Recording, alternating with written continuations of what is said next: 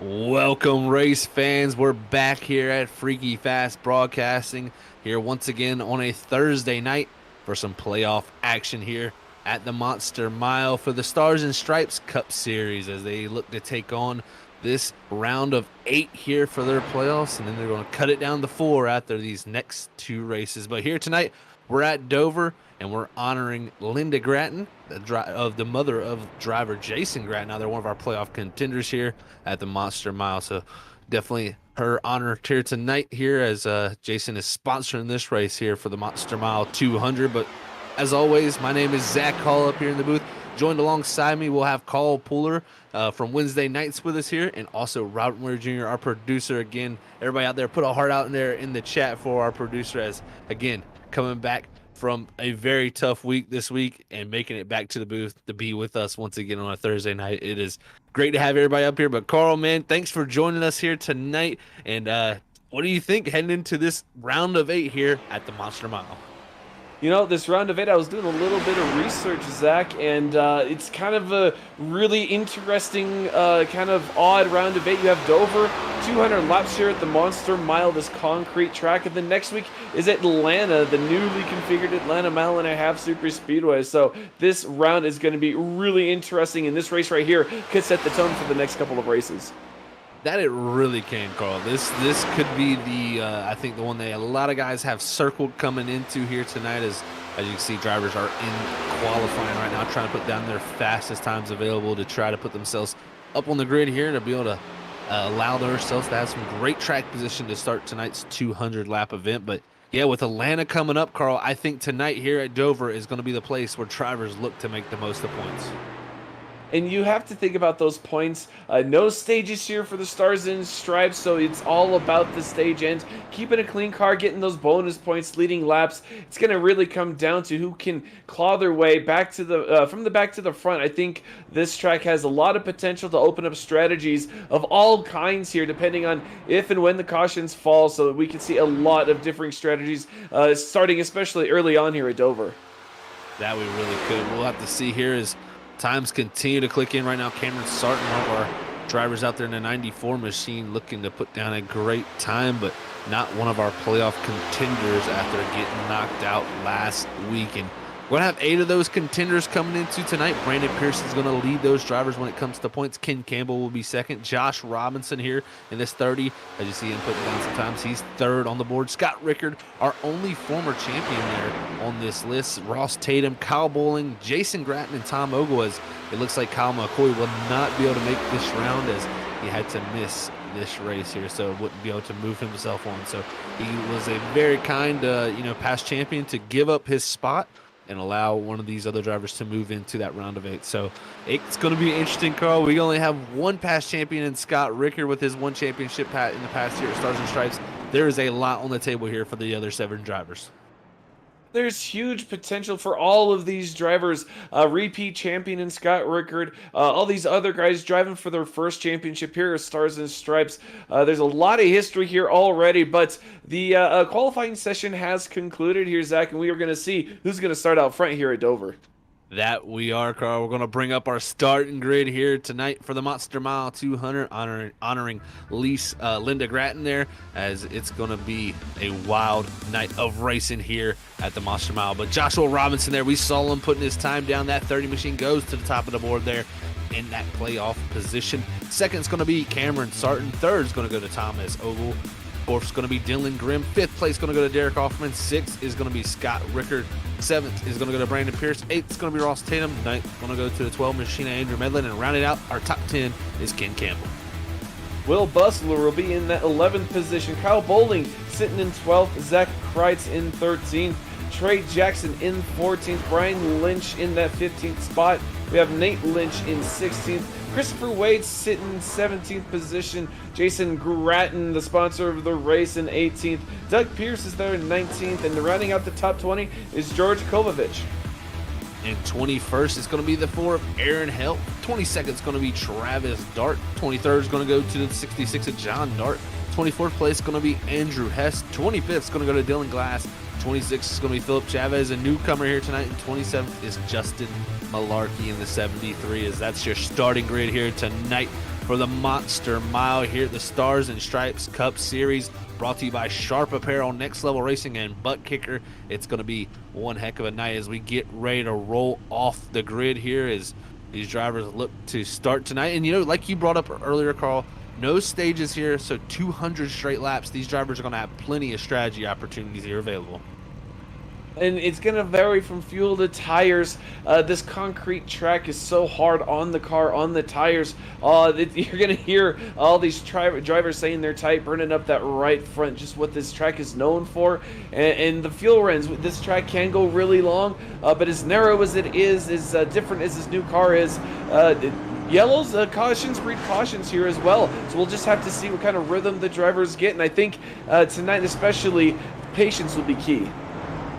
Patience will always be key here at the Monster Miles. You know, Miles is waiting around every single corner here at Dover as this 1 mile racetrack.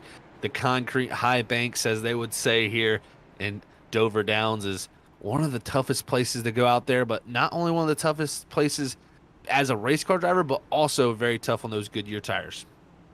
Up indeed, and like I said, this track likes to push, and it is extremely hot out there on the track. I'm reading about 112-degree track temp, so these cars are going to be slipping and sliding all day long. But right now, these guys are gridded up and ready to go green to start this round of 8.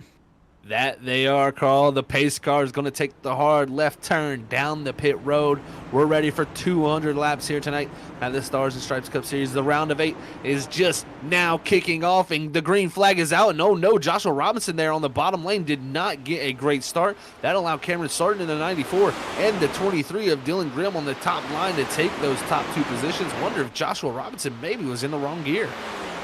Is very kind of possible there, in the wrong gear, maybe even kind of spun those tires a little bit, didn't quite get the start he wanted, and that's going to make him fall back a couple of positions. Able to stabilize there in the 3rd, but he's definitely going to have his work cut out for him as the top 2 cars of Sarton and Grimm starting to pull away already.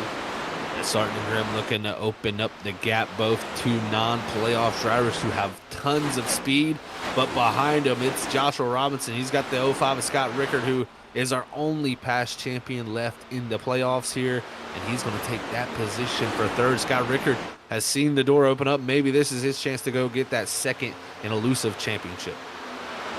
He definitely wants to see that championship, wants to repeat, has that drive, and right now driving away from the 30, trying to track down our 2 leaders as they are bunching up behind the 30 a little bit, coming down the backstretch. And right now, saving could be quite an ordeal when you're trying to scrap along and get every position you can before all the field gets kind of strung out. That it really can be, Carl. And you know, the other interesting thing looking here at our info is more drivers look to take spots as Joshua Robinson in the 30, definitely dropping back here, looking to conserve those tires. But looking at what our settings are heading in here tonight, 4 sets of tires available for these drivers. There's only 3 sets left in pit road. I think that right there is going to be a tough time for these drivers. I wonder what type of strategy we might see. Maybe they'll cut it into 50-lap stints here where we hit pit road at lap 50, once again at lap 100, then 150 if this race was to stay green. As we've seen this before, Carl, this league here at Stars and Stripes, I'll let you know, they can go very long green flag laps here. And you definitely want to start trying to plan out that strategy. Make sure you have at least a game plan for going into the race. But Zach, we've been watching this next-gen car, and sometimes the way that it drives as the tires start to wear, these cars get really squirrely, and it has the tendency to kick their rear end out just a little bit more. And maybe not the guy behind you didn't check up quite as much and causes an incident. So we will definitely have to see as the run goes along, will they be able to do the green flag stops, or will a caution come in? If the caution comes, do you stick to your game plan, or do you try and call an audible?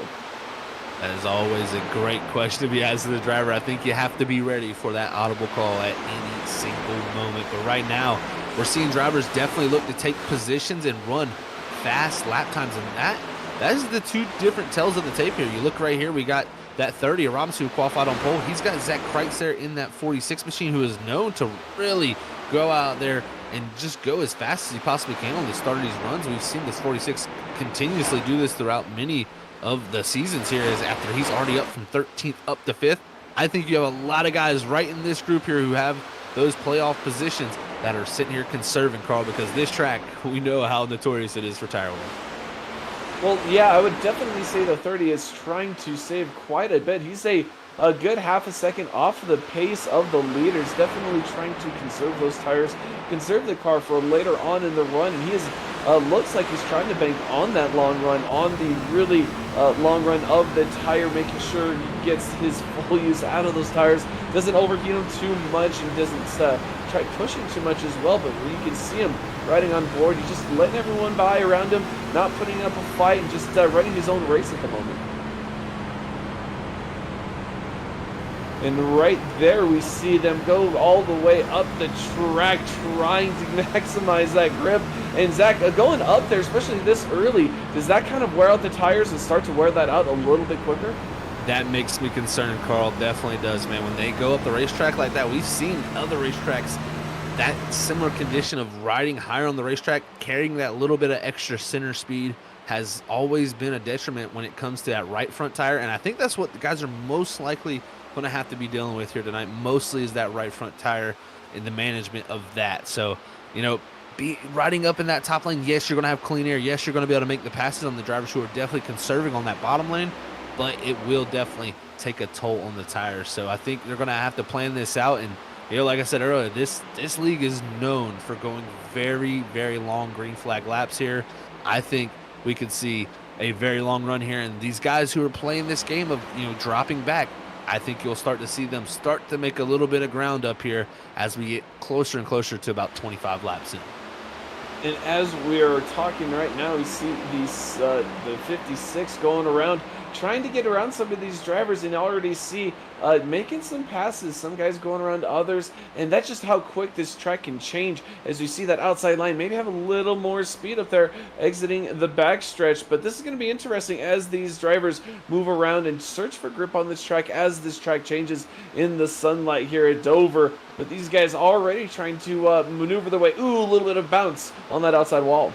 Yeah, very close to getting into that outside wall. And Carl, this track here, very, very interesting at Dover. Not only the high banks, in the concrete, but, the fall off into the corners and the climb you make out of these corners. It is over 3 stories of a drop off when you go down to the center of the apex of these corners. As yourself being a driver out there, Carl, what does that feel like? Because it is definitely a wild sensation here driving this racetrack.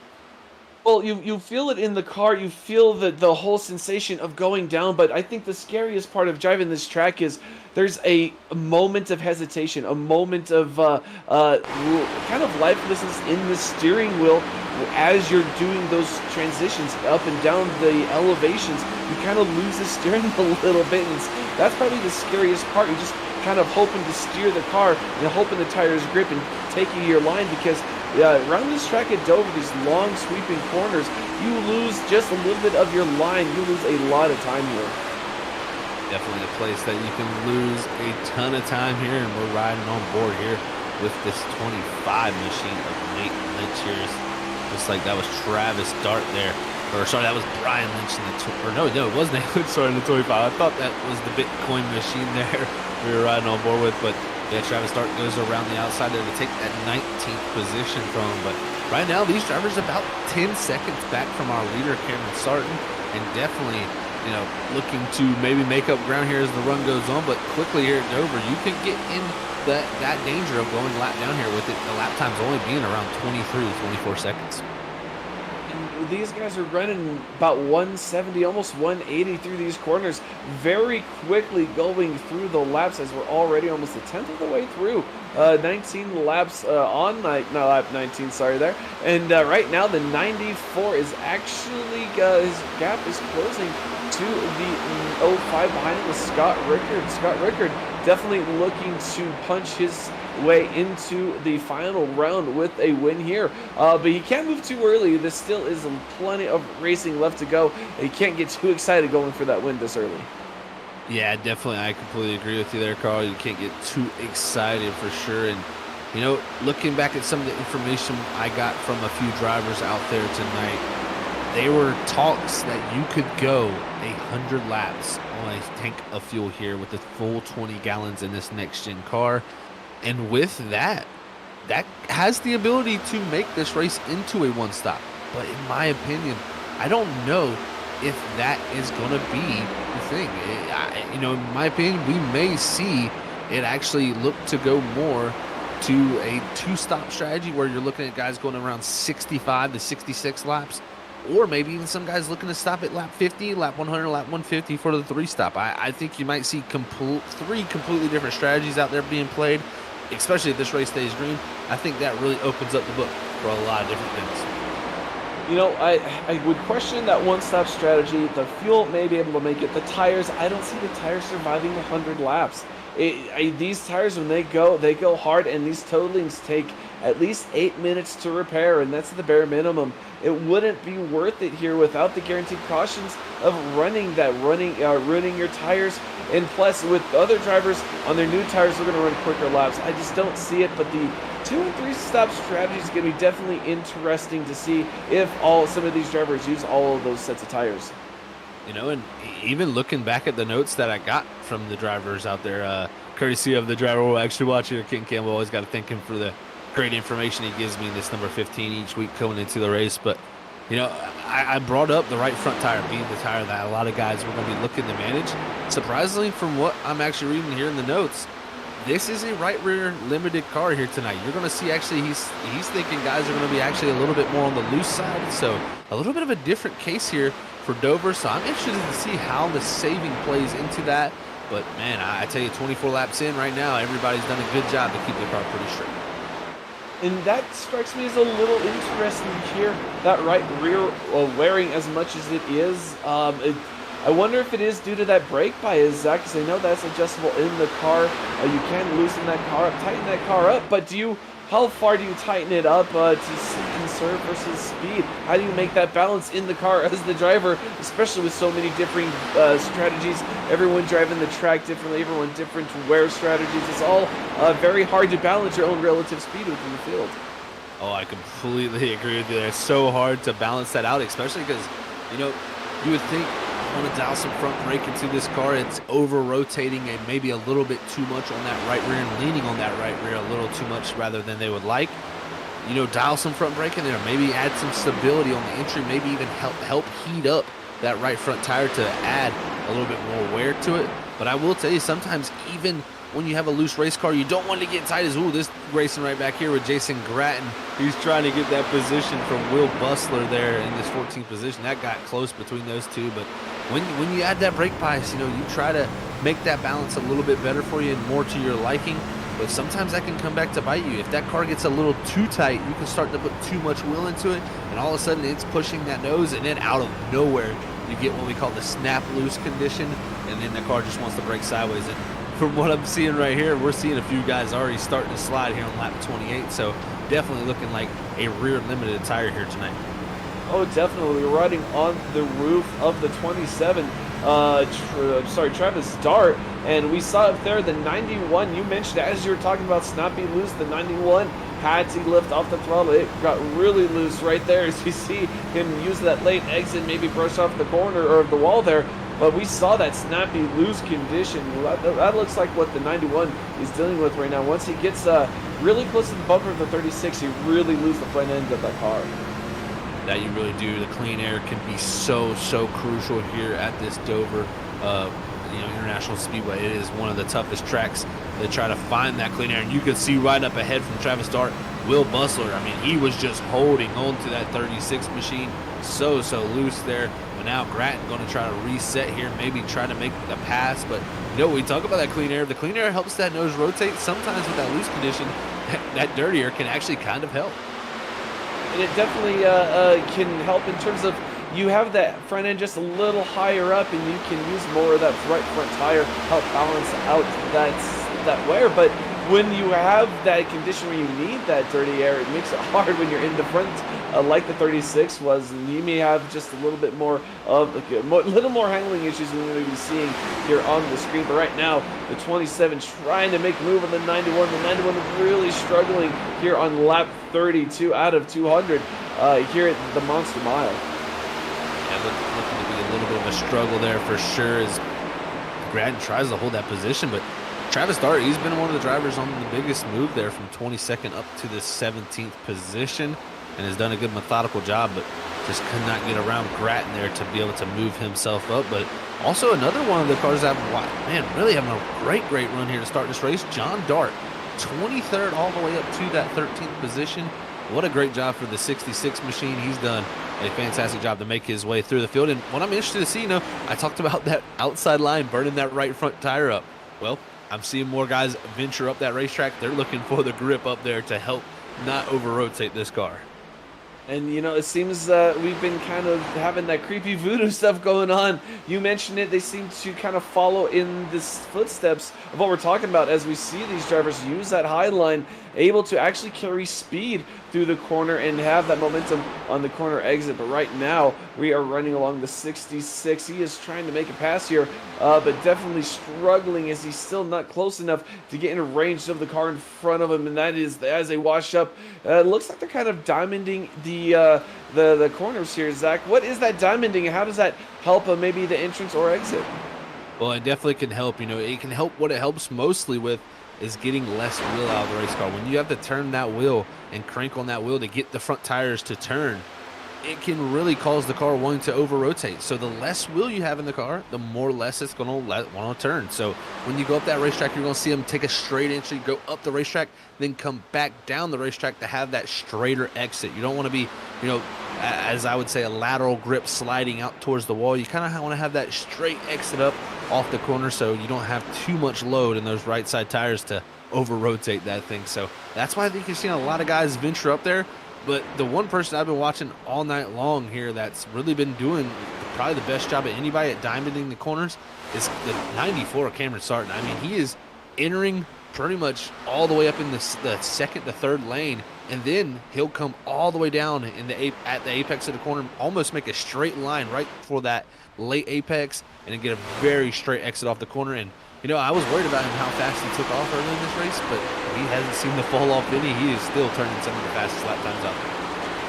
And also, I feel like being able to diamond these corners is especially useful here at Dover. We hit on the elevation change, how far down into the corner you go, how easy you can come back up. And I feel like that diamonding really helps that situation. You stay low in the corner on the exits, and you don't have as much of that reaction through the suspension as it unloads and transitions from the corner to the straightaway. Already 39 laps here in the books at Dover, and looking to be a fantastic race so far of looking like drivers having to manage these rear tires, and that's definitely something different. From the past, it's usually been, this track has always usually been, manage that right front tire, make sure you have the turn in the front end of it at the late part of the runs. It seems like that is a little bit of the opposite, and right here, we've seen it from the back bumper of Dylan Grimm. He's no longer in third. He is now up to the second spot as he's gotten around Scott Rickard, as Rickard looks to be holding on the third right now. Derek Hoffman in that fourth spot, and still Zach Kreitz up in the fifth position. And I tell you, the guys that dropped back early in the run, they really have not made much ground up here, Carl. Yeah, I was about to say, Zach, you took the words right out of my mouth. The 30 of Joshua Robinson fell down to sixth, and he hasn't been able to make a recovery. He is far down the running order. He's about 6.5 seconds off of the lead, and that's going to make things very difficult going forward, because that track position without the stages, without those guaranteed cautions, that makes you really have to drive the car differently. When you had that game plan, and there it is, that audible, the 30 is going to have to call that audible to get him back into this game and back up to the front. Yeah, I think I completely agree with you. He's going to have to definitely start to pick up the pace a little bit. He's about a tenth faster than our leader right now, but he is still 6 seconds, almost 7 seconds behind Cameron Sarton. So, I mean, a tenth of a second's not going to get it done if you want to catch him on the end part of this run. So right here, definitely an interesting point. And, also we're nearing that strategy of, if you want to do the 3-stop here tonight, lap 50 will be when that window does open up. So we could be seeing some drivers here as early as lap number 50 hitting pit road. I expect a lot of them to stretch it around 65 to do that 2-stop strategy. I think that's going to be the most, beneficial for everybody out there, especially from tire wear side of things and just overall, drivability of it. So I don't know how many people do the 3-stop strategy. I think the 2-stop will be the most popular. We might even see one driver attempt the 1-stop. Well, Zach, I'm looking at the times right now, and that last lap was about a second and a half off the leader's best lap. So with the second and a half fall off here on lap 44, I do feel like these drivers could actually make a stretch to that two-stopper and make these tires last. As the 30 of Robinson gets a little loose off there of turn 4. Grabs it back up and continues on, but right now these drivers already dealing with the handling slowly fading away from these next gen cars. Yeah, it seems like these cars going through a little bit of a cycle here with their handling, and everybody trying to get a good grip on it. As we look here to the 30 of Brandon Pierce, he was at one point in the top 5, now dropped back here to the 10th position as King Campbell's been able to get himself around that 38 machine here up to the 9th spot. So great movement there from Campbell, up one spot from where he started, about 8.5 seconds though back from the leaders. But right here, there's a good group of drivers really from all the way from the 4th position all the way back to Brandon Pierce. It's really only about 4 seconds separating our 4th place to 10th. And doing really well tonight is some of these drivers, especially the 12. He's running his race, doing whatever he can to try and stay on the lead lap, but sitting there in 12th. Andrew's doing really good, just managing his own race. He started 9th. Maybe he was on that tire save strategy, but right now only losing 3 spots compared to our pole sitter, 6 spots, as he went from 1st to right now actually 5th, as he made a pass on Zach Kreitz. Yeah, made that pass there on Kreitz, and we're looking at this 12 machine of Andrew Medlin here. He's lost about 3 positions from where he started here originally tonight, about 13 seconds back from our leader, and is directly ahead of John Dart, our biggest mover of the night, in that 13th position. But it looks like Christopher Wade there in the 53, they're trying to challenge for that 13th spot, possibly in that 53. So maybe Christopher Wade going to be looking to move himself forward here and get some great spots. But man, right now, looking at our playoff guys, it is definitely looking like they've all maybe saved just a little too much here, as Cameron Sarton has just opened up the gap. Scott Ricker would be the first of our playoff drivers in 3rd. And looking at Ross Tatum in 11th and number 21, he actually had the fastest lap in practice and only qualified 8th, and right now sitting in 11th. So interesting how the coin kind of flips here at this track, Zach. Our fastest practice runner right now really struggling with the handling, really struggling getting past midfield. Would that be a strategy call? Do you think he's actually maybe having some handling issues in that car? Looking lap time wise, he's running similar lap times to our leader, sometimes even about a 10th faster than our leader. So I personally, I'm not too worried about Ross. I think he'll be all right as the night goes on there. As you see, Wade finally does get by John Dart there. Looks like Gratton now going to try to follow through in the 91 as those two continue to move their way up. But yeah, it's definitely interesting. I'm not too surprised though by seeing someone run the fastest time in the practice session there and then not transfer over. I know this is a racetrack where drivers can run some fast lap times, but it does not translate to the race. Just because you run a fast lap time around Dover, it has so much high banking and such high speeds that you can easily be doing just little tiny things wrong that will equate to that tire wear, and just over a race run just really won't help you. So maybe Ross has that raw speed, but just doesn't have that race pace that he needs here tonight to be able to move himself forward. But right now, luckily for himself, still in this 10th spot, about 10 seconds back from our leader, 53 laps in the race. He was about 13 seconds, so he is making his way up, and so is that 30 car, Joshua Robinson, now under 6 seconds away from the leader. But with looks like the start of some of our green flag stops are beginning the 4 in pit road at the moment. So here we are about lap 54. These drivers already trying to think about spreading this out into 3 different stops, but not a lot of takers. 39 of the 4 seem to be the only ones, and that makes it very difficult because it is very easy to go 1, even 2 laps down here during green flag pit stops. It definitely is super easy to have that happen, Carl. And this is one of those things, man, where literally strategy coming into play here already early in this race. So let's see how it works out for a few of these drivers who are looking to possibly do this as they would say 3-stop strategy. So looks like Aaron Hell is one of those drivers. Will Bustler in the 36. Derek Offerman in the 20. He's coming off a pit road. So looks like possibly more takers of that 3-stop. And here we go as we are on lap 56. Some of these drivers taking the opportunity, but none of the leaders at the moment have decided to come to pit road. And I don't blame them. Cameron Sarton doing really well running his laps. Only about, if he's not the fastest car on the track, he's only about a 10th off. So he's done really well getting out, maintaining a gap, and then backing it up, conserving, still putting times down.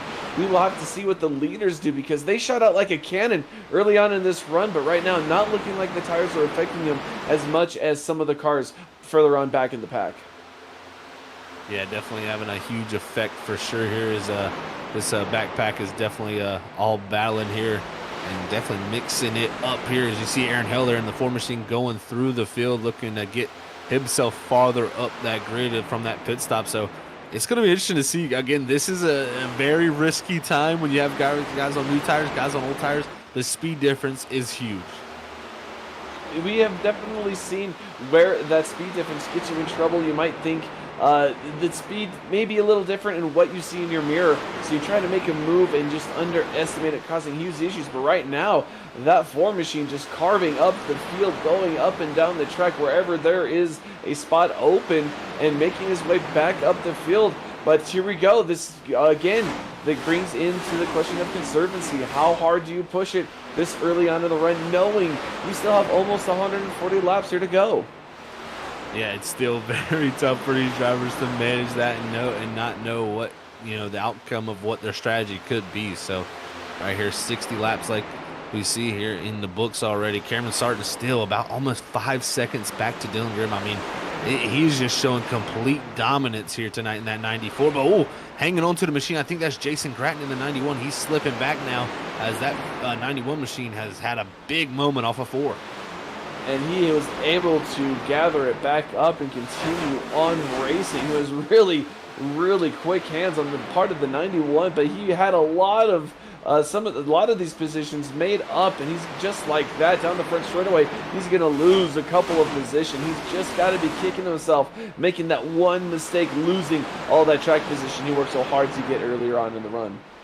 Yeah, it's so tough when you make that simple mistake, give up that track position. It's just tough to get it back. So we'll see how can Gratton work his way forward. But more and more drivers looking to come to pit road. I believe Brian Lynch in a 24. He's came down in that machine. So we're seeing some more drivers around lap 62 here come down the pit road. And, I'm expecting more and more to start happening here around lap 65 as, again, that really opens up that 2-stop strategy. Yeah, I would say anywhere between 65 to 70, you have enough tire, enough fuel to make it on that 2-stop strategy. But right now, the way some of these drivers are rolling, the tire fall off still hasn't even reached 2 seconds. Maybe I was wrong. We could be thinking maybe the 100 lapper, if it would be maybe viable, because all these cars on actually a lap down, starting on the 19th position.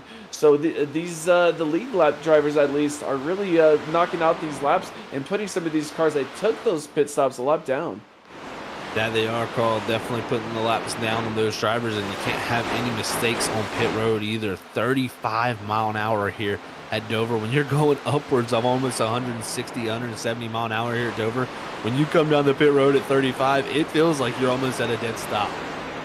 Well, not only that, but these drivers are passing by you like nothing, and you just can only cruise along just at a turtle-like pace, and just that need to go faster and use speed. That will just impact mistakes and definitely ruin your day. Ooh, that's the 27 getting a little squirrely off the corner exit, but right now the 44 making his way. Kyle Bowling doing really well for himself. Kyle actually started in 12th, up in the 5th position, and keeping pace with the leaders at the moment. So the 44 doing really well for his own race tonight.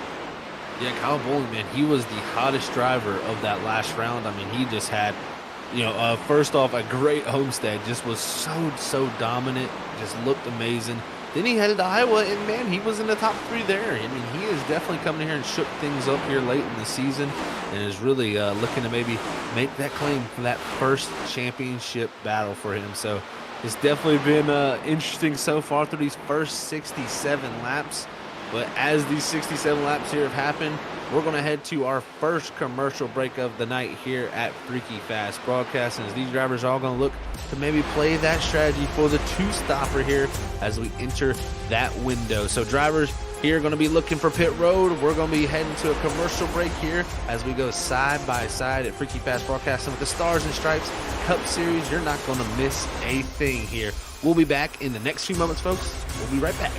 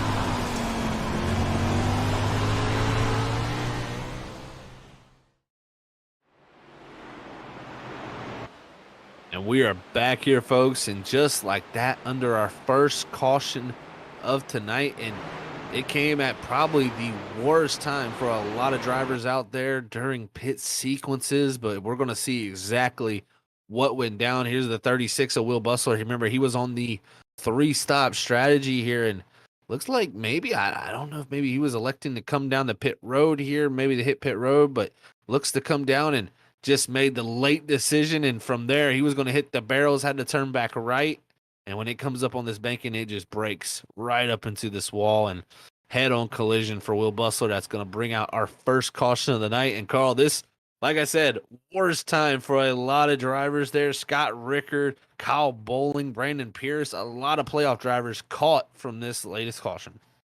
And definitely bad luck for over half the field. There was only 10 cars remaining on the lead lap. That would be Philip Chavez being maybe taking that wave around, but not a lot of cars remaining on this lead lap. That makes it very difficult for some of these drivers to maybe stay on the same strategy, as they're going to have to take the wave around, but those drivers that did pit are still going to start in front of them while they have the older tires. This really shakes up the field, all except Cameron Sarton. He is dominated tonight, led just about every lap after a weird start of the race from our pole sitter of Robinson, and right now the 94 putting on a clinic. That he is really putting a clinic on tonight. It was a fantastic run for him. Really, no worries in that first 70 laps for him as he comes back up onto the racetrack. And yeah, you talked about the wave around. These drivers are going to have to take that wave around. Kyle Bowling, Scott Rickard, Kreitz in the 46, Brandon Pierce in that 38. But the issue with that is they're still going to be one lap down, even with this wave around, because they went 2 laps down during that pit stop sequence. So really, really tough break for these drivers. Luckily, they'll get back to 1 lap down to battle for a lucky dog here at some point, but they're going to need some help to get back on this lead lap. And we went 74 laps caution free, so that is another at least third of the race that there is an opportunity for no flags. So this will really hinder a lot of these drivers' playoff intentions moving forward. So it's definitely interesting seeing how some of these drivers are going to cycle through. But right now, looks like Cameron Sarton remains at the lead. There's a lot of these drivers, a good dozen of these drivers looking to line up for that wave around. Yeah, everybody lining up, like you said, for that wave. So, yeah, it's going to, a lot of them taking it, but it's still going to be tough to get back around. Aaron Hill in the 4, luckily for his sake, he will be one of the drivers taking the wave that will get back on the lead lap. He was on that 2-stop strategy there, or sorry, 3-stop strategy at pit around the lap 50, 100, and lap 150. And the big issue for him, though, is with this wave around also, Carl, that these drivers are taking, they're all going to have older tires than all these drivers who just hit pit road. That puts them in more jeopardy of going laps down. And that just complicates the issue. You got to try and stay on at least 1 lap down to contend for that lead lap. So you can't even think about the race lead, but having to battle and defend from the race leader if it comes to that point. We saw plenty of lapping prior to that lap 74 caution. So that will be at the back of a lot of these drivers' minds as they continue forward and running those older tires. Maybe they have to switch up that strategy, call that audible, pit a little earlier this run, maybe get back on this, a different cycle. Because if you follow the leader, that's exactly what you can do, and follow the leader. So you got to do something different in order to get ahead here. I completely agree with you there, Carl. You got to do a little bit of something different if you want to make it happen. So we'll see what these drivers elect to do, but right here, getting all double file back up as the wave around cars go back around. But as you see up on the top of our ticker, folks, that's the iRacing flag flashing there yellow, because that's one of our sponsors here that you need to go check out. It's called iRacingIFlag.com. There, as you can check out their 64 LED virtual flag system that gives you tons of information out there on the visual state of what's going on out on track. So make sure you head on over to iRacingIFlag.com. Use that promo code FreakyFast2022 at purchase to get yourself a discount. But there goes the pace car as we're going to look to go back green, as it's going to be lap 80 here of 200 at the Stars and Stripes Cup Series here at the Monster Mile. And the green flag is back out there as Cameron Sarton leads the way down the 1. Cameron Sarton with a great restart on the inside line, going into 1, taking the line away from the 23 of Dylan Grimm, who started in 4th, kind of fell back, now finds himself back at the front of the pack. Also followed by Ken Campbell, started 10th. He has worked his way up here into the top 3. So Ken Campbell doing really well for himself, about a little earlier than halfway through this run, but a lot of these drivers looking to try and maybe capitalize and learn what they did wrong the last run, maybe counteract that and maybe move themselves upward in this field. But right now, a lot of these drivers already single filing out, trying to get into the rhythm. Yeah, trying to get into rhythm. And I want to see, interestingly, is, we've seen a lot of drivers, Joshua Robinson included in the 30, Ross Tatum. A lot of drivers really save a lot of tire there to start that first run of this race. I want to see, do they change it up here? Do they go a little bit harder, knowing that they didn't gain too much time from that saving?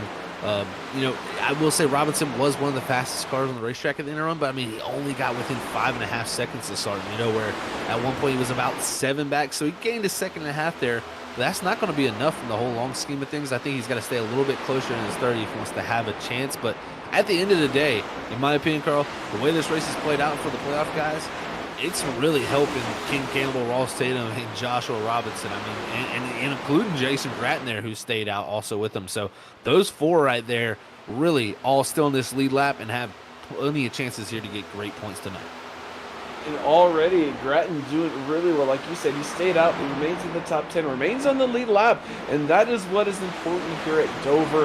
That 35 mile per hour pit speed limit there, Zach, is such an agonizing speed to crawl at, and that just puts you 2 laps down when you're usually maybe a lap down. You can get that back using the wave around, but going 2 laps down, those green flag stops so treacherous here at Dover. But it looks like we have a 3-car breakaway of the 94, the 23, the 15, all at the front, kind of all next to each other, and then the rest of the field, the rest of the lead lap cars. These top 3 cars are not taking anything for granted. They're trying to build up that gap early.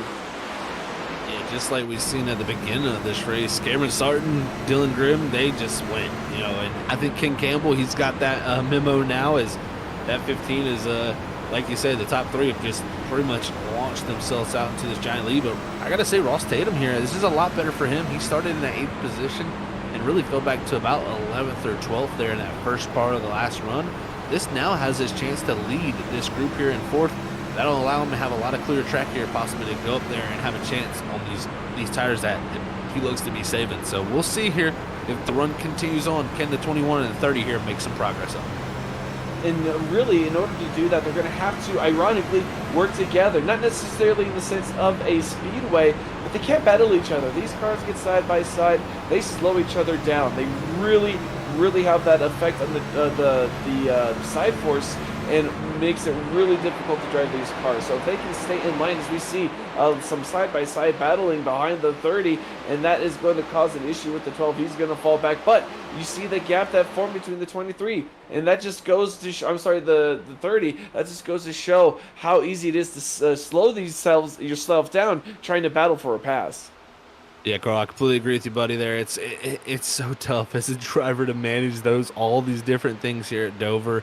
But everybody's trying to do the best job they possibly can, and can confirm out there, Will Bustler, after his incident, he took his car behind the wall for that caution. Also, we've had Dylan Glass here in the 16 take his car behind the wall, so that's the end of the night for 2 of our drivers already in these first 91 laps. So it just shows you Miles the Monster at any point can creep up and bite you. And that wasn't anything really crazy or outlandish. He just missed the pit entry. And Zach, I don't know about you, but this pinch entry is extremely difficult. You're trying to maintain all that momentum through the corner, and getting this thing slowed down to that 35 mile per hour mark is extremely difficult around that turn 4. And it's really hard to see too. It's so easy to miss that entrance like Bustler did. No doubt, one of the top 5 most hardest pit roads to get onto on all of iRacing, in my opinion, with the oval side of things. It is very, very difficult. I mean, you're very high speeds here, high banks. That apron is flat. It is not got a lot of grip, and you got to get down to 35 miles an hour, and it's a very tight angle. So very tough to do, and Will Bustler having trouble there getting himself to the road was what brought out our only caution of the night. But yeah, it just shows you how it can all come back around to bite yourself. But right here, we got the drivers that are trying to make their way forward, is Jason Gratton and Andrew Medlin. They also have a group of drivers who were on the wave around behind him. Zach Kreitz has drove himself up to 13th. He's the first car a lap down. So if the caution was to come out right now, this 46 would be in position for the lucky dog, and that would be a huge break for someone like that. Real big break for the if the caution were to come out, maybe take another lucky dog, maybe try to stretch this out a little bit, get a wave around, sorry. But it's definitely interesting to see how he's driving this race, just staying in the back, but far enough away from any of the other lap down cars so as not to be under attack and having to fight for that lead, that lucky dog position. So good on the 46 to maintain that position. But right now, the 12 and the 53 are trying to battle it out here for the 8th position. 53 really trying to make the pass with the 12 of Medlin, not allowing him to give him that line, but making a mistake on corner exit, getting a little bit loose. And already, Zach, we're already almost 20 laps into this run on this set of tires. These tires are already showing a little bit of wear. Yeah, that's the notes. In the notes, it says from Ken Campbell, 20 laps into a run is where he expects drivers to start getting loose. Well, it's definitely starting to happen here. As you can see, our top 3, they've driven to about a 4-second gap back to the 4th place car of Ross Tatum in the 2021 machine. But tell you what, Cameron Sarton had that huge gap early in this run. Dylan Grimm, he has found something, folks. He is there and is all over the back bumper of this 94, challenging for this lead. And this is saying something. Sarton was able to really pull away, and there he is. Give him a little bit of a love tap to that rear bumper of the 94. He's going to try and race him to turn 1, taking that inside line. He's at the quarter panel, ladies and gentlemen. Dylan Grimm in the 23 doing really well, maintaining that low line, taking the position away, and they're going to drag race down the back straightaway. It just did not have the run he needed there to complete the pass, so it has to give it up here in the entry to 3, but going to try to reset here out of 4. And see if he can set something else up. And these two guys here, very strong contenders, possible race winners here at the Stars and Stripes Cup Series. Both of them unfortunately not here left in this round of 8 of playoffs, as Cameron Sarton last week had the internet issues that would knock him out from any chance of moving on there at Iowa. And now Dylan Grimm, though, just unfortunately missing the playoffs. These two right here in perfect position to go out here and get a win. But I tell you what, the driver behind him, Ken Campbell, he's the one that's probably wants to win the most. He's in those playoffs. If he wins, he locks himself into that Final 4 and has a shot to go fight for a championship. And Ken Campbell is in a great position. He's just sitting back, letting the 2 leaders fight, use up their stuff, use up their tires, and he is just waiting for his opportunity to strike, just waiting for a window to open and let these guys kind of fight their own way as we cross halfway. There it is, 100 laps down, 100 laps to go here at Dover. We have a great race here at the front for these top 3 positions, and I wouldn't be surprised if Ken saves just enough maybe to make a move here in the next couple of laps. Tell you what, also, when you look at that ticker, that 21 of Ross Tatum and Joshua Robinson both making a big ground. They were almost 4 seconds behind, now located about 2.5 seconds behind our leader. So these two very much using the tires here later into this run and looking to make their ground up now. So definitely interesting to see this, as these were 2 of our biggest savers that first run. I think they've learned that they don't need to save as much as what they did before, maybe a little bit more go time here for them. So we'll see how that works out. But also, if you want to check out some great merchandise out there, folks, you need to go check out our Freaky Fast merch, man. I tell you what, we got some great stuff here in the works coming very, very soon, and you're going to love what we got designed for you. As we got right now hoodies and t-shirts with our logos on them at Store Frontier at Freaky Fast Broadcast. So make sure you head on over, check that on out. It's in the description, the link to that, and we'll get that out in there chat too for you folks out there if you want to go check out our merchandise. So thank you again to Store Frontier, as we've been making some great merchandise with them there on their store. So go check that out and see what's in store for you. But man, Carl, some great racing so far in this first half of this race. Great racing indeed, and here are 2 big savers. You mentioned it earlier, Zach, are really trying to charge up to the front. But right now, the driver's laying down the fastest lap is the 53 of Wade, doing really well for himself in this 8th position, making the pass on Medlin and setting his sights on Gratton, the 91 of Gratton. But here goes Robinson trying to make a move around the outside of the 21 of Tatum, but he can't quite make it stick. Some of these drivers really want to use that outside line, but know that the bottom line seems to be dominant, and no one's really willing to make a huge run along that outside line. Yeah, it's tough. It's tough to make it work, it seems. And right here, Robinson going to look to the inside here. Tatum up the racetrack. Now Robinson taking the point, and I think Tatum just said, go ahead and go, man. You got it there. You've been working over my bumper for that long, and that's just great racecraft. And I got to credit Ross Tatum. He's always doing that. He's always out there looking to race his own race, and that'll come back. If he runs Robinson down here later in the run, I expect Robinson to do a similar favor for him. So great stuff from those two there as Robinson looks to go run up there to the 15 and try to get up the third. As those top three, the separation has started to happen, and Cameron Sarton looking to open up that gap like we've seen earlier in this race.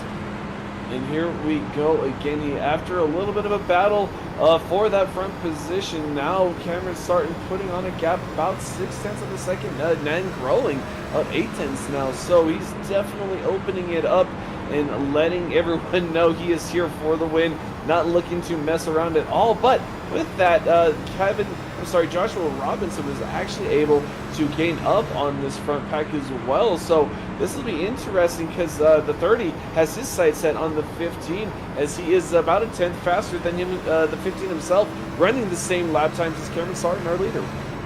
Yeah, Robinson looking really quick right now as he closes in up on that 15 machine of Ken Campbell. So Campbell here, very quick in that start of that run, right there stacked up with our top three, but has seemed to falter back here as this run has continued on. So that tire wear definitely starting to feel the effects on the 15 side of the camp, but the 30, he's found something here late in the run as you see Campbell fighting that thing all the way up against the wall, and it is so easy. When it's loose here at Dover, it is very treacherous. Oh, but it is definitely in the hands of Robinson, laying down fast laps, at least 0.2 faster. These last 2 laps really tearing it up out there on this concrete surface already. Grabbing the clutches around the 15 of Campbell, and he is going to look for this pass on this lap 112 as he sees, he looks, dives hard down in turn 1, making his presence known in the mirror of the 15. And will the 15 pull the same move, know that the 30 is faster and allow him by like the 21, or will they fight? And there it goes, the 30 in for the inside move down in turn 3. It doesn't look like the 15 has much fight in them. Yeah, it looks like he's going to fight just a little bit off of 4, but that 30 gets the great run. They're going to be side by side, dead even down into 1, and now Robinson going to clear the 15, take over that third position and see if he can track down our top 2. But 2 playoff drivers there, also 3 of them right there, including Ross Tatum, all stacked up looking for good nights here to continue along for them. So they're going to be looking to keep this track position, continue this on. And, you know, the interesting thing, Carl, we restarted this race around lap 80. You know, not going to be able to do 120 laps here on fuel. We can only go about 100 laps at most. So I'm thinking these drivers are going to probably look to split this race up with it being about 120 laps left. So we may see pit road, I think, get a little bit busy around lap 140. That would make sense with them pitting just a little before lap 70, when that caution came out for the 36. So that would be really kind of opportune for a lot of these drivers, such as the 94, the 23, the 30. All these drivers known being able to save some of this tire for this long run. But the 4 of Adam Hale was already down pit road a few laps ago, running that 3-stop strategy, and he has been able to stay on the lead lap after that caution. So we will see how that 3-stop strategy works for the number 4 as the night goes on. Yeah, he's getting very aggressive with those stops and looking to make something happen. And that's another thing I question. You know, you got guys like Kyle Bull, Scott Rickard, Brandon Pierce here. All 3 of those playoff drivers, 13th, 14th, 15th, all of them still behind Zach Kreitz in the 46 machine, who is that first car a lap down there. As you see Bolin back there in the background looking to actually put some pressure on to get into that. But if you're not in that lucky dog position, in my opinion, and even with Philip Chavez only a couple seconds ahead of Cameron Sarton, you know, you got to worry about that lucky dog's position changing even if a caution comes out. I think you got to get aggressive back here, maybe do a little bit of an undercut here and try to get back on that lead lap due to that undercut. So I think you might see some of these guys who are a lap down maybe hit pit road around lap 130. Well, we saw one driver try to make a green flag stop and actually cause the caution. So you know that there is that opportunity here at Dover. The caution could come out to just a miscue on pit entry. So I know that is in the back of all these drivers' minds as well. But how long do you play it? That's the question we've been asking all night, Zach. How long do you play the green flag run before the tires start to wear too much and you can't hang on to those lap times? Yeah, you know, that's always a good question. And looking at lap times from our first run, I tell you, I think around, you could stop as anywhere as here lap 120 personally, if you want to do a pretty aggressive undercut to make it that 80 final laps. I mean, you would probably be looking for some type of caution once the cycle starts to happen, but you're just hoping to jump so many guys by doing that and then catch a timely caution. So it can hurt you, but it also can help you. It's just, weighing those options as a driver, and it's very tough when you're out there in the car trying to manage that yourself. And you can see here, this is the 8 machine of Philip Chavez here. He is right now coming out of turn 4. Cameron Sarton, he's exiting turn 4 right now. So it is literally just about a half a straightaway between these two right here. If Sarton is able to get to Chavez, I think you might see guys like Bolin, guys like Rickard and Harris have to, push the option here because they know they're no longer in that lucky dog position. And that's alternate strategy. These drivers found themselves a lap down. They have to battle back, and you got to take it in steps, right, Zach? You're in the car. You can't just think you got to get up front and do that. No, you got to break it down, learn how to race the race itself. And that is what Bolding is trying to do. He's in that lucky dog position. He wants to keep it. Once he gets that lucky dog, if he gets that lucky dog, he can focus about moving forward, gaining positions, staying on the lead lap. But right now, that is his only focus. Him, Rickard, Kreitz, Pierce, all these guys just trying to get that lucky dog just in case the caution does come out. Yeah, it's one of those things where it's tough to put yourself in that position there. You wait and you wait. You're hoping for the caution, but it just never comes, and that could be the thing I think a lot of these drivers are doing. And you just got to then plan yourself to get the best finish you possibly can, because next week, Carl, guess what? We head to the Atlanta Super Speedway, where I think you can throw any notebook out the window. We saw it last night with the Wicked Racing League. These guys are in store for a lot of interesting thoughts heading into that. Well, and there was tire wear at Atlanta last night too, Zach. We both were there and we saw that race and saw how the cars, the longer the run went on, the squirrelier and much more unstable they got. And we are bound to see that next week here at Stars and Stripes next Thursday night at 9:20 Eastern. And that's what we're going to be waiting to see. Whoever can win this race, if you're a playoff driver, you're the only one comfortable going into Atlanta, because Atlanta can mix a lot of things up. That it really can. And not only that, I think they might lose a little sleep here thinking about that race coming up with the predicament some of these guys might be in exiting Dover here tonight. But 124 of 200 here. I think pit stops could start. We could start seeing happening here a little bit more frequently. I know it's a little bit early in the window, but I think we could see a few guys look to possibly do that. So we'll see how that all shakes out here. But definitely got to give a shout out here to one of our best sponsors out there, and that is the Admin Box, folks.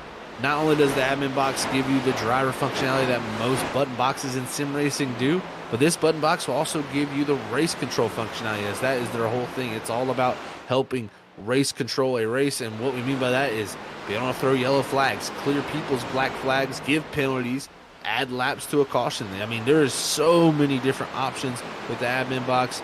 You got to go check it out there at adminbox.com, and that is adminbox with 2 X's there, remember, and also use our discount code there, FFB/BOXX, to get a discounted purchase, and trust us, you will not be disappointed with race control at your fingertips. You gotta love our sponsors for coming on board with us here at Freaky Fast, allowing us to bring all of this action, all of this racing to you in your homes. But if you want to keep up on all of the details of Freaky Fast, what we got going on, you got to hit that like button, hit that subscribe button. You can find us just about anywhere on social media these days, and we always have something going on. Sam, I got to give a shout out to Sam, who's usually here.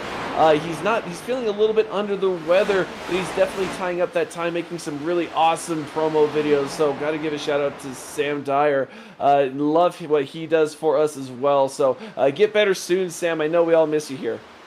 Oh, that we definitely do. But got to thank you, of course, Carl, for always stepping up here tonight, buddy, in late notice. So thank you, Carl. Thank you, Sam. Also, we miss you out there, buddy. And also, folks, if you have not checked this out yet, you need to. I'm telling you, this is top tier content from the sim racing side of the community. I mean, personally, there's nobody out there doing stuff like this.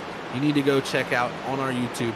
It's called ISRC The Long Run, and that is episode number 1 of this series that Sam Dyer is starting. And man, I'm telling you, folks, you're not going to want to miss out on this. This is next level content and stuff that we are very proud to have here at Freaky Fast Broadcasting, and we're very proud to have Sam with us here on each of our nights here helping us out. So man, it's a great team here, Carl, and it's all about teamwork making the dream work. It definitely makes that dream work, all coming together, helping each other out. And that's what I love about the community. Doesn't matter if you're a racer, driver, broadcaster, producer, we all come together to help each other out. And that's what I love. But right now, everyone is coming together on the track as some varying strategies. We have some lap traffic, we have some lead car traffic. Right now, the 94 of Cameron Sarton doing everything he can to maintain a 1 second gap to the 23 of Dylan Grimm behind him. But in the third position is that 30 of Joshua Robinson, looking to at least capitalize on some points before heading to Atlanta next week. Yeah, I think Robinson, he wants to put himself in a good spot. And, man, I tell you, he's been one of the contenders each and every week. I mean, the 30 machine has definitely made a name for himself. And, Carl, you're new here tonight here on Thursdays, but he is a rookie driver here this season. This is his first season here at Stars and Stripes, and it has, really been with a bang. I mean, even Ross Tatum, his first season here. I mean, there's been so many great rookies added here this season, and it's been like that almost every single season here at Stars and Stripes. It seems like they always just reload and add new guys to come in and compete with the guys from the past. I mean, it has been fantastic here on Thursday nights, and it's continuing that way here in the round of 8 as we got 8 talented drivers all looking to compete for a championship. And it's all about here at Dover and Atlanta these 2 weeks to set themselves up for that final race at Michigan. And man, what a wild race that will be with this package of this race car. And these drivers have only 67 laps, 66 laps now left to figure out what we're going to do and what they're going to do at Atlanta, what position they're going to be in. But they still have a lot of racing to go. This 66 car just John Dart doing everything in his power. He's been on the lead lap. John Dart has. He's done really well. Maybe not at the front, but he's done well and survived, staying on the lead lap, doing everything he can to make sure he stays on that lead lap. But right now, looks like Lina Gratton was the last one on pit road for some tires. So right now, looks like maybe some of these green flag stops are going to begin. But only time will tell. Not too many takers, not nearly as many takers as we saw last time. Yeah, not nearly as many takers for sure. Looks like Pierce, though, he's going to get a little bit. Actually, I thought Brandon Pierce there was going to be on pit road, but I believe that's Doug Pierce in the 39, and he's 37 laps down, folks. So I saw that hard ticker there pop up. I saw the name Pierce hitting pit road, and I was like, well, he's going to get a little aggressive here with this pit strategy. And I'm kind of surprised guys like Kyle Bowling, Scott Rooker, and Brandon Pierce haven't got aggressive here, because right now they are well behind Philip Chavez. I mean, they're looking at, actually, sorry, Kyle Bowling has actually caught up to Philip Chavez here. We see it on our screen. That 44 can actually put himself in a prime position here to be, if the caution comes out, that lucky dog. He just needs to get ahead of that 8 machine, but he's also got Nate Lynch in the 25 right there with him, and also George Kovacic. So definitely trying to navigate his way around some of this traffic and some of these lead lap cars to get in position for that lucky dog, because it can be so crucial here tonight. And it will be crucial if the yellow were to fly. You want to stay on that lead lap. That's the only way you can win the races, if you're on that lead lap. And he has the sight set on the 8 of Chavez, but he just can't quite close the gap. Can't quite just seem to get. Chavez did have a big moment a couple laps ago. In fact, that's what kind of helped him fall lap down. But seems to have gotten under control and running the track as he runs right now. And it looks like the 24 is going to take pit road as well. So, looks like we have a couple of takers starting to trickle onto pit road. That we do. Looks like Brian Lynch, like you said, in the 24, he's going to be one of the very first takers on pit road. And we'll see how it all works out for him. But Derek Hoffman in this 20 machine here, he's drove up to the back bumper of this 30 here as Robinson has been trying to climb his way closer and closer to Sarton, but it's still about 2 seconds separating those two drivers at the moment. Is right now Robinson was able to take over that second spot. And Grimm, the first one of our top drivers here to hit pit road. Carl just noticed the 23 on pit road here on lap 140. I wasn't too surprised by that. I think this is right there in that window. And 60 laps to go. That is definitely in the window. Everyone going to have to keep an eye on the lead lap cars now, because with one comes, he was our second place runner for just about this whole second stint. So with one car coming down pit road, I'd imagine all these other leaders starting to think about coming down pit road, because right now they're about 2 seconds off new tire pace. So if you think about the longer you're out there, that's 2 seconds a lap. Those new tires are going to be closing down on you. That they are, man. It's so important to be able to time your pit stops well. We'll see Ken Dillon Grimm use that little bit of an undercut to catch up and get himself out front. But there goes Offerman around at 30 of Robinson. And right now, Robinson just trying to make the most of what he can here and catch up to Sarton. But with Offerman there passing him, that has lost him some time to our leader. And right now, a tough break as Sarton has just continued his dominance tonight. Cameron Sarton has just been on a different level, and so unfortunate for him last week for that internet issues. I mean, man, if he could have just been into the next round, and it was super close for him moving on even with those issues, and what could have been will be the story, just like last season where he was unable to make that Final Four race. So, man, it's tough break for that 94 who's always been one of the favorites here for that championship, but it's just not going to be available for him this season.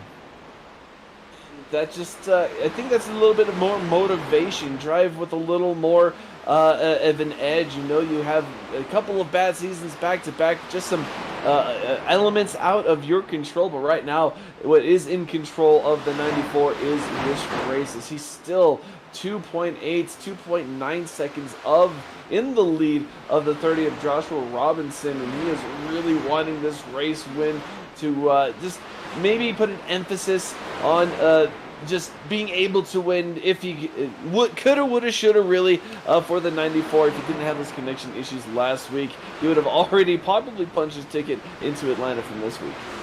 Yeah, this would have been that ticket to get him to that Michigan championship race, but unfortunately won't happen for him. But still a victory nonetheless, like you said, can be just that little bit of motivation to go out there and get it. So right here, still running a great race for himself. It's going to be interesting to see when does he come to pit road. I think you're a little bit to the left there on entry to the corner. Does this look like maybe this time for him? No, he stays up high on the racetrack, so continues on for more laps here. I wonder, I think at some point here you got to hit pit road, but I do know these guys can stretch it till about 20 laps to go in this race. I don't think you'll see anybody do that far or extreme of a long run. I think most guys are going to look to stretch it here, maybe to 155 at the most. You know, Zach, I'm wondering if he isn't the incidents of the last caution in the back of my mind, him trying to get more cars one lap down as the 24 on fresh set of tires is trying to get his lap back, and the 94 is just going to let him go. Those fresh tires 2 seconds faster than the laps that he's running as the leader. So the 24 getting at least one lap back here at Dover, but still has a long way to go if he's going to get back on that lead lap. Yeah, long way to go for sure. And I tell you what, it's not too long to go for this race, though, as we are clicking them away. It's 51 to go here at Dover. Pit sequences are starting to happen. Joshua Robinson there from the second spot hits pit road. I think Cameron Sarton's not going to be too far behind here as he heads down the back straightaway. There he goes, looking to the inside. I think that 30 or 94 has seen enough. He's seen the second place driver come to pit road. I think this is a great call from our leader. Here we go. As long as there are no mistakes, no speeding, don't overshoot the pit road, you should be fine. But we still have other leaders maybe trying to capitalize. The 21, the 15, all trying to stay on the track. The 12 trying to lead some laps is the 21 of Ross Tatum. He's definitely trying to change the strategy up, maybe capitalize on a late caution, such as what the 94 did earlier during the last caution. But we will see as these drivers, as he hits that second pit box, and see how this pit stop goes. In his pit stop here, hitting the box and going to try to get things done here as Tatum came down the next time by. King Campbell stays out in the 15 machine here as pit sequence is continue to go through here as we are under 50 laps to go. We're going to head to our final commercial break of the night here at Freaky Fast Broadcasting. You guys are not going to miss a thing, though. We're going to head side by side here while all these drivers head to pit road, get their fuel, get their Goodyear tires, and look to make the dash to the end of this 200-lap race here for the Monster Mile. You ain't going to miss a thing. Like I said, side by side. We'll be right back, folks.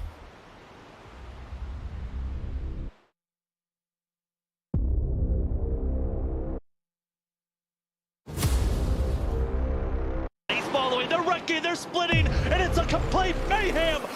We have a wreck at the front. 19 goes down into the 7, takes out the 00. They're 5 wide behind for 5th.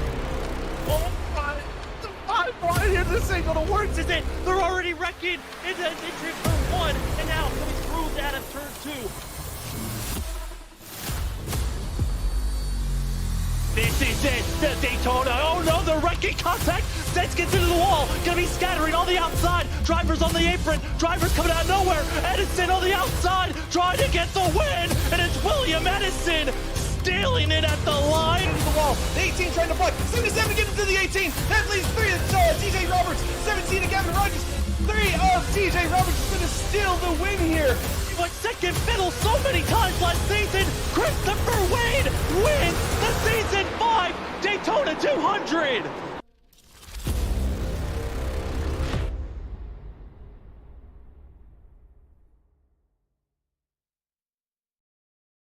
Drivers, start your engines!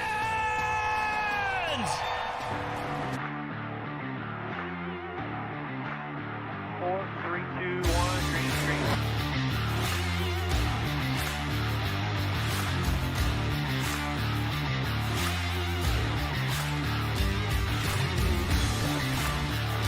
No layer grip whatsoever, up sideways. Sideways everywhere. Come on, man, do what you can.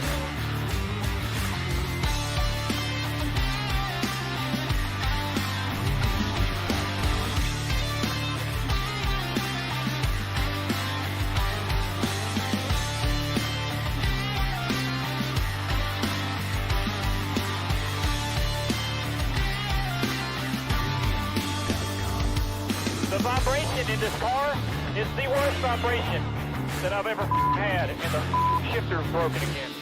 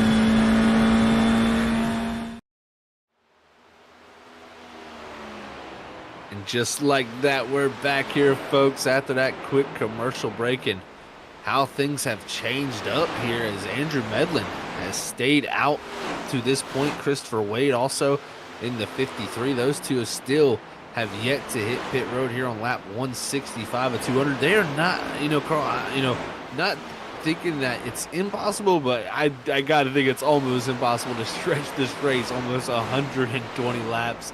I don't think there's no way of that. I think they're just trying to maybe catch a timely caution here. I think that's what they're banking on right now. Actually, the 12 of Andrew Medley just hit pit road, so the 12 coming down to get service. That is going to cycle the 53 of Christopher Wade to the lead. Wade going to lead a lap here at Dover for the Stars and Stripes Cup League.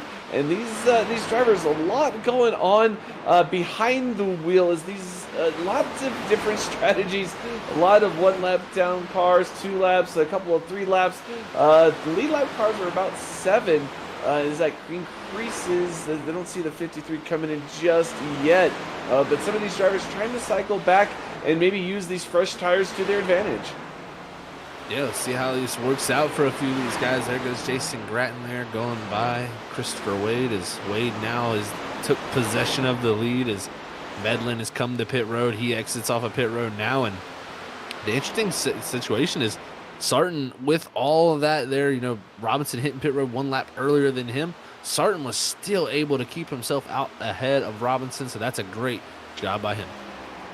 But he remains behind Dylan Grimm. Dylan Grimm with the undercut of about 5 laps, and that seems to have worked for him. He seems to be in front of Cameron Sarton, but Christopher Wade, as everything cycles through, under attack by some of those faster cars as he's trying to stay in the lead, but still has yet to come to pit road.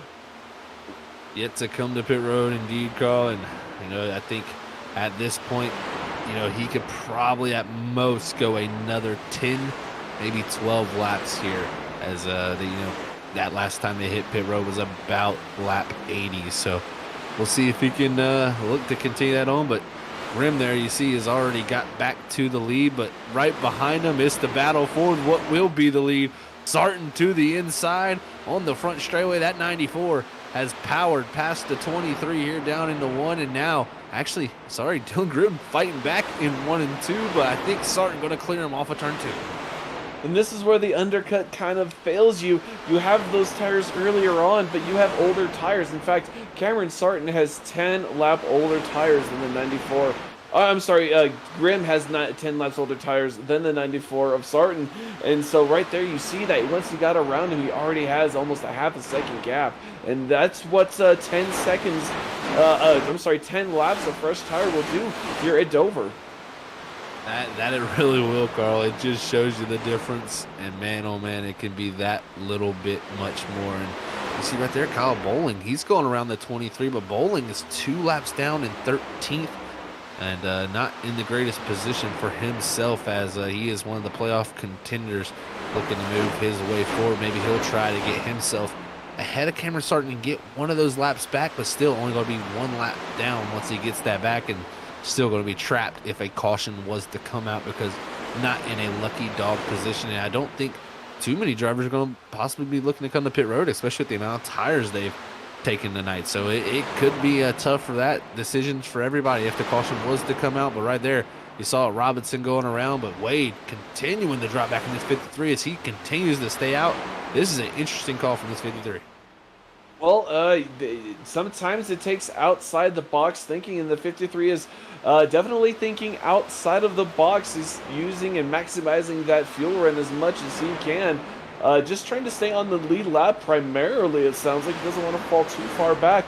But with the strategy, he's actually been able to make it work. He should maintain a decent track position. But right now, the 91 of Stratton really trying to work his way up the field back on the lead lap as we keep ticking off these lap times. Joshua Robinson about 1.8 seconds back of our leader with the 26 laps to go.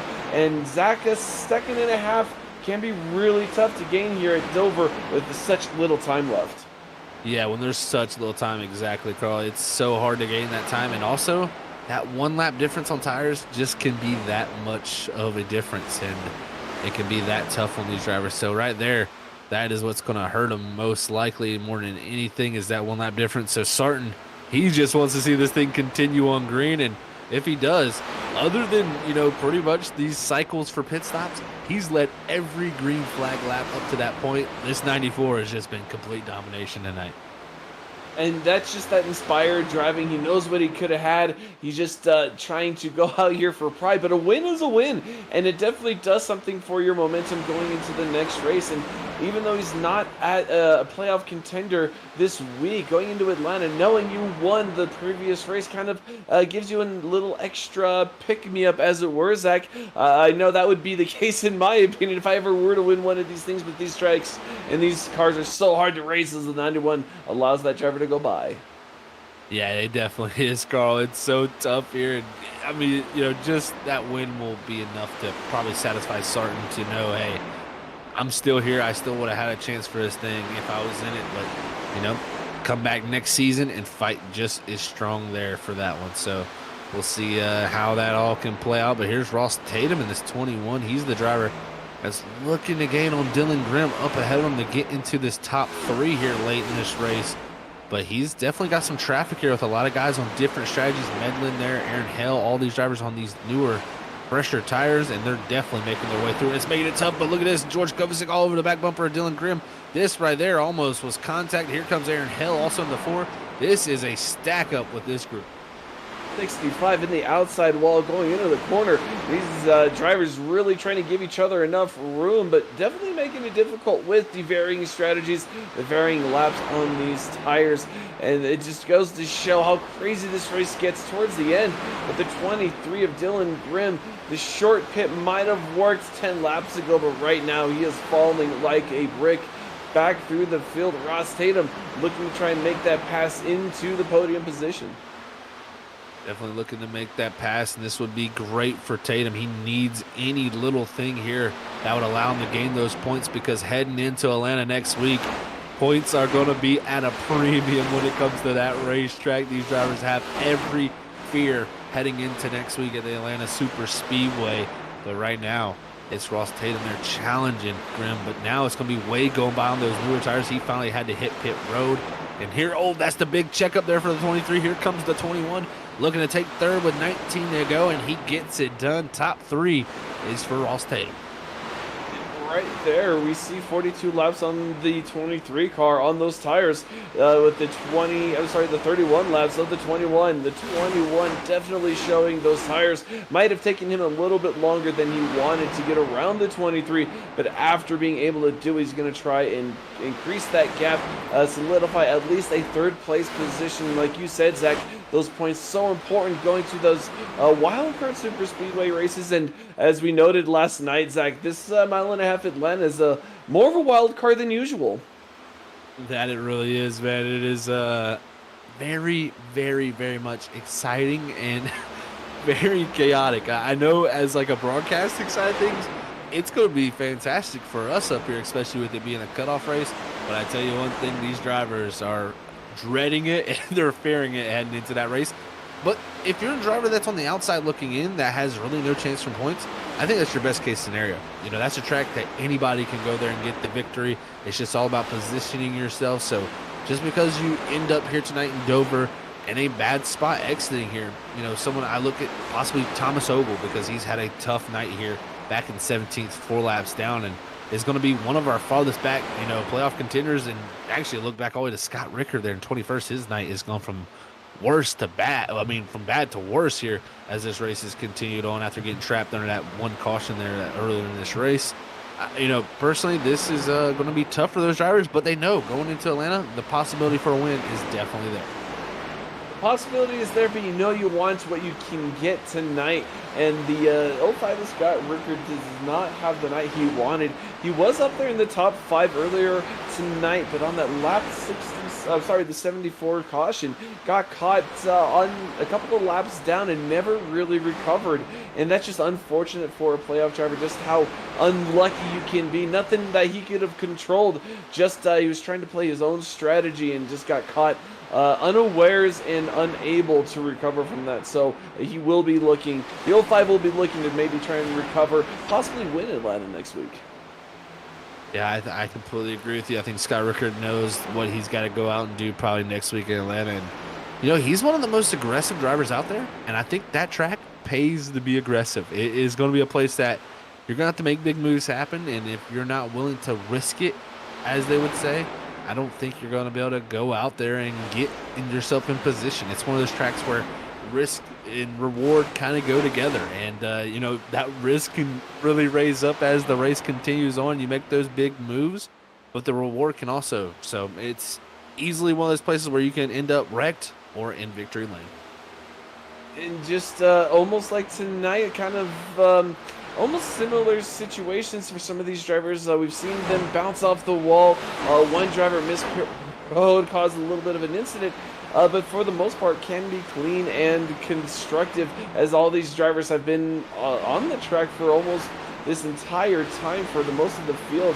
Scott Rickard only 5 laps down, that's still on the track. So 21 cars trying to make laps around this mile monster at Dover, and these drivers have been putting on a really good show, but Cameron Sarton has really run away with it tonight. Still 2.6 seconds of lead from second place. Yeah, he has just, I mean, been unstoppable. It has been one of those nights where Dover just needs to be changed to the Cameron Sarton International Speedway here tonight, because no one was touching this 94. He had some competition there in the middle parts of these runs. These guys on the short run were able to keep up with him, but his just overall pace, his overall average pace throughout the whole entire run has just been spectacular. And with 9 laps to go, Sarton, the only thing he wants to see next is the white flag and then that checker flag most of all.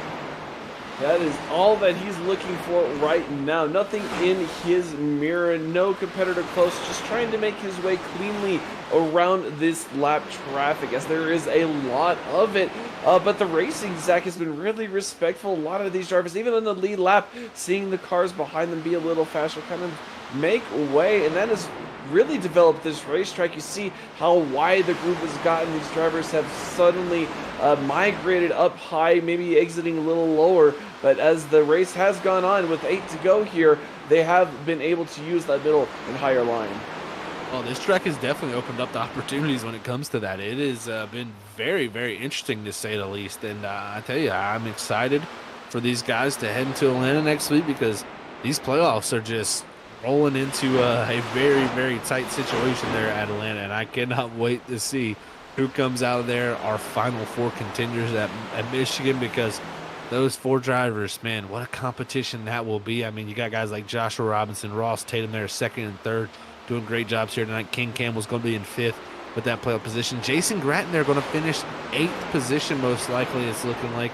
And that is going to be a great night for that 91 machine, who came in here 2nd to last in points here. That is going to be a big, big night for him. And some of our drivers that were up in the standings starting this round of 8 are kind of on the flip side of that. We've mentioned Rickard having some issues. Brandon Pierce is a lap down in 12th in that 38 machine. He's not having the greatest of nights. And looking at this, there's only 10 points that separate these 8 drivers going into this round. So these the playoff picture's already so tight, but with it flip-flopping here at Dover, it's going to make Atlanta that much more pressure cooked and that much more intense for all these drivers. But with that, we are 5 to go here for the Stars and Stripes Racing League. Zach, we have only 4 laps to go now here at Dover.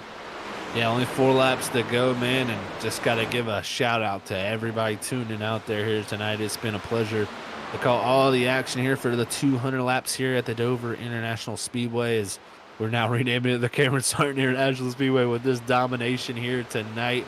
And, man, got to give a shout to Sharp Apparel, Next Level Racing, and ButtKicker for all they do here for the Stars and Stripes League, as it's been a fantastic night. And also, we were also here tonight honoring Lina Gratton here for the Monster Mile 200. So 3 laps to go. Cameron Sarton here looking to come to that penultimate lap. And oh no, the 94 disappear on the racetrack. This is not what you want to see, Carl. And there he comes back. Luckily for him, is his 2 to go. But Sarton had a little bit of an internet connection issue there as we head into 1 and 2. We're going to have to stay watching this 94, because if that happens just a little too much, it may be the end of the night for him. But he heads to 3 and 4 here for the penultimate time. Going to look up to the flag stand, heading out of turn number 4. Cameron Sarton wants no internet issues that plagued him last week. It's the freaky fast white flag, 1 to go here at Dover. Can only imagine the heart rate of the 94 seeing that issue. You know, you can feel that lag in the car, but he was able to come back. Luckily enough for him, not being able, looks like he's going to finish this race. He's going to go into 3 and 4 for the last time. He's going to exit 4, go down the front straightaway, and there it is, the checkered flag waving here for the 94 of Cameron Sarton, winning the Monster Mile 200. There it is, folks. Cameron Sarton, your winner. Joshua Robinson second, and Ross Tatum bringing up the podium there for the 3rd position.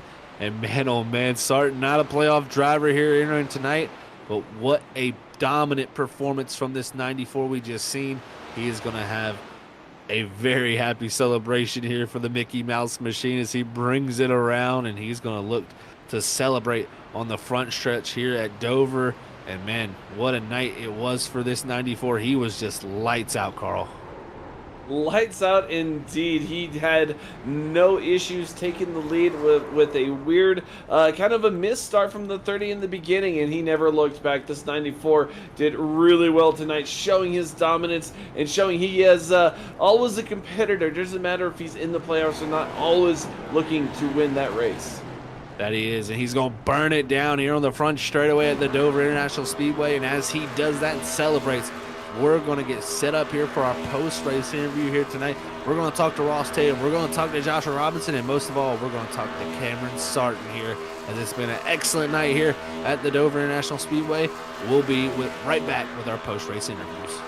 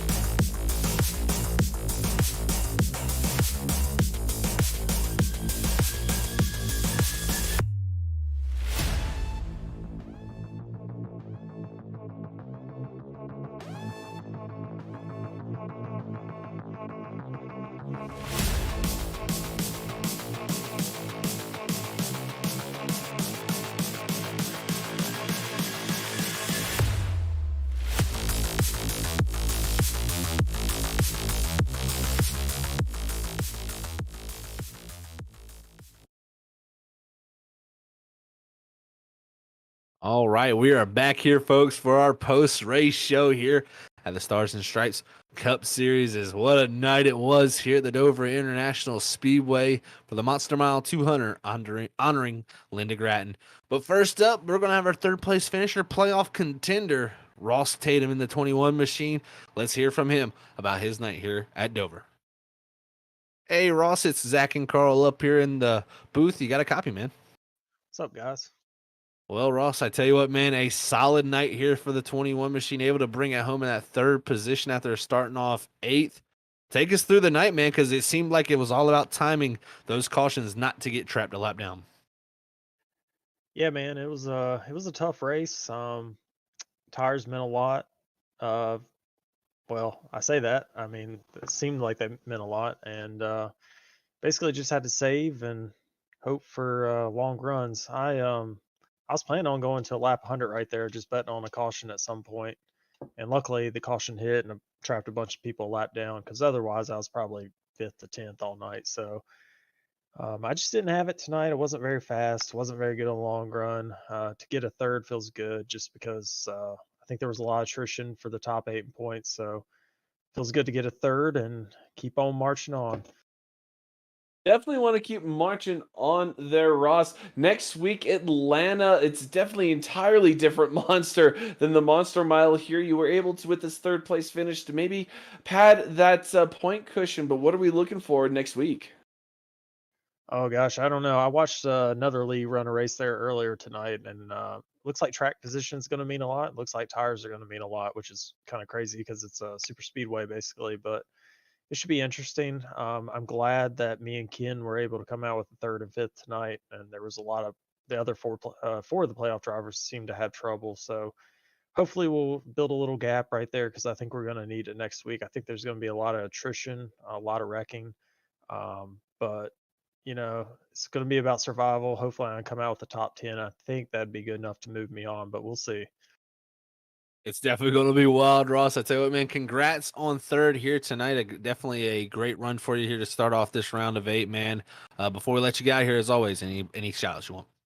Appreciate it, guys. Obviously got to thank Coca-Cola. They pay my bills, keep me on the track. Got to thank my teammates at Storm Motorsports, Chris Wade and Martin Perry and Ken Campbell. A lot of what we do is from Ken Campbell's hard work during the week. He does a great job of giving us info for us to be successful. Got to thank everybody in the league. This league is very tough. It's very hard to be competitive, and Nate does a great job. So I really appreciate Nate, and got to thank you guys at Freaky Fast. You guys are the best. Prayers to Robert. I'm glad he's back doing broadcasting again. Scary situation. So glad he's back, and you guys are the best. So I hope everyone hires you guys, and yep, looking forward to Atlanta, and we'll just keep going. Well, Ross, thank you very much, buddy, for the kind words, and we'll catch you at Atlanta next week, man. Appreciate it, guys. All right, folks, there you had it. That was your third place driver tonight, one of the top contenders for these round of 8 of the playoffs there, Ross Tatum in the 21 Mellow Yellow machine, as he looks to move on to Atlanta next week to maybe make that Final Four. We're going to move on to our second place driver here tonight, and that was another playoff contender, the top finishing playoff driver here tonight, Joshua Robinson. And I tell you what, Josh had a heck of a night. Let's talk to him about second place. Hey, Josh, it's Zach and Carl up here in the booth. You got a copy, man? I do. How's it going, guys? It's going good, man. I tell you what, Josh, man, it looked like a tough night out there on the racetrack for a lot of guys out there, but you're able to come out of here, man, with a second place finish, and with all the playoff drivers that had mistakes and had tough breaks here tonight, it's got to feel great coming out here with the second place finish, especially with Atlanta looming. Yeah, Atlanta's going to be a little bit of a gamble next week with the new super speedway package that it is. But happy with the second, happy the way the race went. Really slippery out there, as I'm sure you guys saw. It was definitely slippery indeed, Josh. But a question on that initial start of the race. You qualified pole, but you definitely had an issue on that start. Take us through that. What happened there? I knew I wasn't going to go very hard at the start because I wanted to save my tires, and I did not get a good start by any means, and I think it looked even worse. Cameron had a pretty good start. Yeah, I tell you, Josh, it was a tough night for a lot of playoff drivers, but luckily yourselves able to come out here with the second place finish. And I brought up Atlanta. You kind of alluded to it a little bit. What's the game plan in there? Because make good points here tonight. You might be in a position or you're going to be probably in a position where points will matter more than the win. But how do you feel like you play that race going into it? Not sure. Super speedways are usually not my jam because I like to fall back, save my tires, and then work my way up. And you cannot do that at a super speedway. You gotta hope you miss the big one. So I think my strategy next week might just be to close my eyes and see what happens. Well, I tell you what, Josh, man, I think that's going to be a lot of guys' plans for sure heading into Atlanta. But congrats on second here tonight. But as always, before we let you get out of here, man, anybody want to send a shout out to? Sure. Thanks, you guys, for doing the broadcasts. These are always fun to go back and watch. Props to Lynch and Derek and all them guys for putting on the league. It's a lot of fun. Shout out to my teammates, Tom and Andrew. always great to bounce strategy off of them. They had some pit lane woes tonight. And then shout out to Dwayne and Paul. I know they're watching. Well, Josh, congrats on second here tonight, man. We'll catch you at Atlanta, and you have a great night, man. Have a good night, guys. All right, everybody. That was your second place driver and leading playoff driver there here tonight of Josh Robinson. What a night for him. That pole position really set things up well for him, and he really made the most of the Dover International Speedway heading into Atlanta. But man, the man of the hour, the driver that just came up so short of making it into this round of 8, and this could have been that ticket to move him on to that Final Four there at Michigan. Just not going to happen, but a dominant performance tonight. Let's talk to the 94 Cameron Sarton, because it's got to feel great to be in victory lane once again. Hey, Cameron, it's Zach and Carl up in the booth. You got a copy, man. Gosh, well, what's happening? Well, man, I tell you what, we were talking about here tonight. You know, it was the Dover International Speedway. They might as well change it to the Cameron Sarton International Speedway, because the domination was real here tonight for the 94. Man, take us through it, because it just seemed like during every green flag run, you had the number. Yeah, before I get started, first out to Robert and his family. Glad he's doing better now. It's a scary situation, but glad he's back with us. But yeah, oof.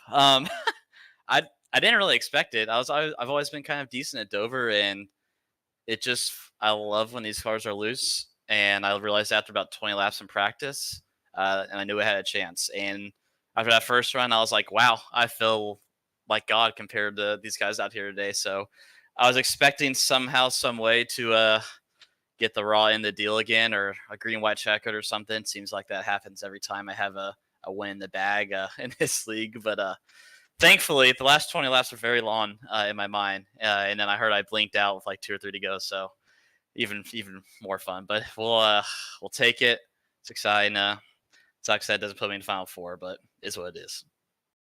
Well, looking forward to next week, Cameron. It's Atlanta. It might as well be called Super Speedway. It might only have intermediate, but has that Super Speedway configuration. Can we expect the same domination next week out of you? Well, I hope. It's a Super Speedway, so I've actually never raced on New Atlanta with these cars yet, so we'll see what happens. I think it's with no fast repairs, it's going to be pretty chaotic.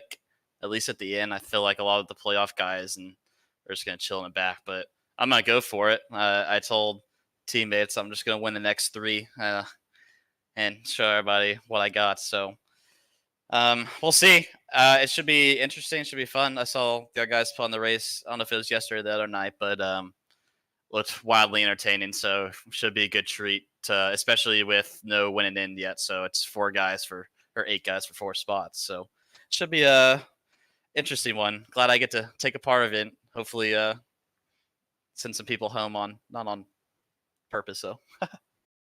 A great way to put it there, Karen, man. Well, I tell you, congrats on the race win, man. It's going to be fun to watch you over the next 2 weeks here with nothing to lose. Like you said, unfortunately not making it into this round of 8 with that internet issues, but luckily tonight the internet issues didn't strike till the very end, and it luckily got you to the checker flag. But as always, before we let you get out of here for this race victory, man, anybody want to send a shout out to? Yeah, shout out to mom, dad, grandparents for watching. Hopefully they had their popcorn and were enjoying themselves, even though I was kind of sweating. But y'all up in the booth, Robert as well, and Mrs. Gratton. They kind of mentioned that Jason's sponsoring race. So shout out to him and her coming home. So that's always good to hear.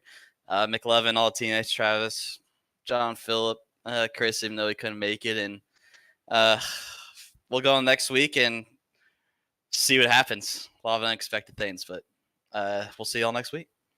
All righty, Cameron. Congrats again, like I said, man, and you have a great night. We'll catch you out there next week. Appreciate it, Zach.